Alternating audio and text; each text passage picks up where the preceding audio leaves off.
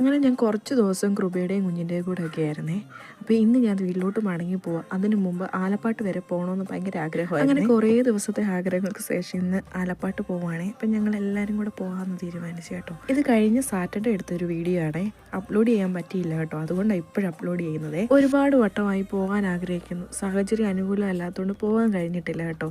എന്നിരുന്നാലും ഇന്ന് പോകാൻ തന്നെ തീരുമാനിച്ചു. അച്ചു വന്നേ പിന്നെ അച്ഛനെയും കുട്ടിയുള്ള ആദ്യത്തെ ട്രിപ്പായിരുന്നു എൻ്റെത് ഇത്. അങ്ങനെ കാര്യം പറഞ്ഞുകൊണ്ടിരിക്കുന്നതിൻ്റെ ഇടയ്ക്ക് ഒരു തേനീച്ചക്കൂട് എൻ്റെ കണ്ണിലോട്ട് പെട്ടത്. നേരെ ക്യാമറ അങ്ങോട്ടേ. ഇലക്ഷൻ്റെ റിസൾട്ട് അറിഞ്ഞ ദിവസമായതുകൊണ്ട് അതിൻ്റെ തിരക്ക് റോഡിൽ നന്നായിട്ടും ഉണ്ട്. ഇനി നേരെ ആലപ്പാട്ടേക്ക്.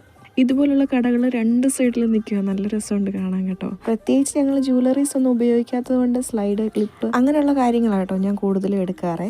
ഇവിടെ വരുമ്പോൾ സ്ഥിരം കയറുന്നത് മമ്മിയൊക്കെ ഈ കടയിലാണ്. അതുകൊണ്ട് ഈ വട്ടവും ഇവിടെ തന്നെ കയറി സാധനങ്ങൾ വാങ്ങിക്കാമെന്ന് വെച്ചു.